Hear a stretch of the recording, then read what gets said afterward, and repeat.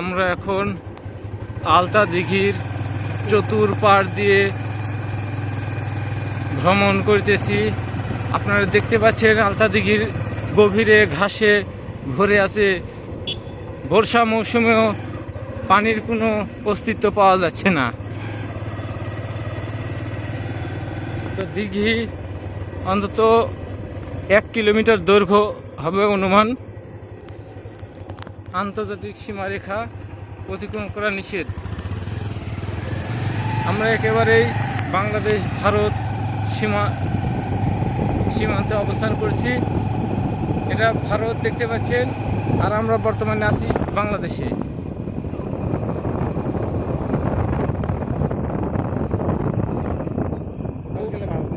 হ্যাঁ, আমরা খুব শীঘ্রই ইনশাআল্লাহ ভারতে প্রবেশ করব। আপনারা মনোযোগ সহকারে লক্ষ্য করুন কিভাবে ভারতে যেতে হয় বিনা ভিসা পাসপোর্টে।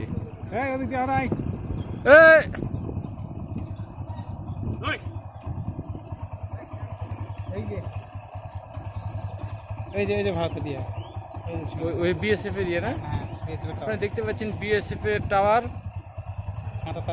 কাঁটাতারের বেড়া। যাই হোক, আমরা ঝুঁকিপূর্ণ তাই এই মুহূর্তে যাওয়া হলো না। আমরা আবার রওনা দিলাম আলতা দিঘি পার দিয়ে ব্যর্থ হয়ে। ইন্ডিয়া আমার যাওয়া হলো না। আমাদের বন্যা আমাদেরকে গ্রহণ করছে না, তাই আমরা কি আর করা, গোসা করে বসে আছি। আমরা চলে যাচ্ছি।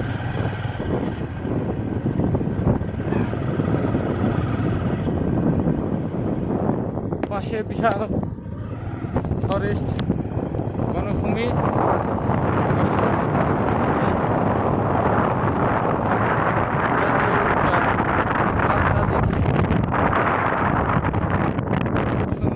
মাঝে মধ্যে ব্যারিকেড দেওয়া আছে, আমরা বিকল্প পথ দিয়ে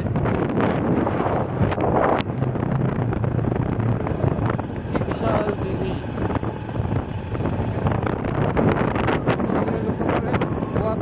সেখান থেকে আমরা চলে যাচ্ছি আলতা দিঘি দেখা শেষ। পানি আছে।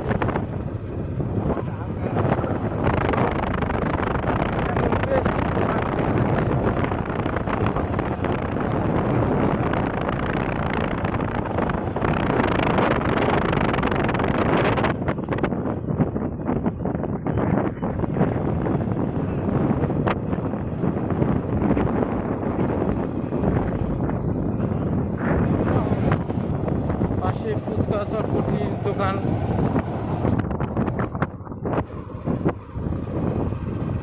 বিদায়।